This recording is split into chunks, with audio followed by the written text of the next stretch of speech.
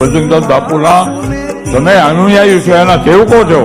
એના સેવકો નહીં, એ ભલે ગમે એમ કે, પણ આપણે એના શિષ્યો થઈ. હું તો કહું કે ભજનદાસ બાપુનો શિષ્ય છું. મને મારું ગુરુ બન્યા હોય કે ન બન્યો હોય, મારા એના શિષ્ય બનાવ્યો હોય ન બનાવ્યો હોય, પણ મેં એને ગુરુ બનાવ્યા.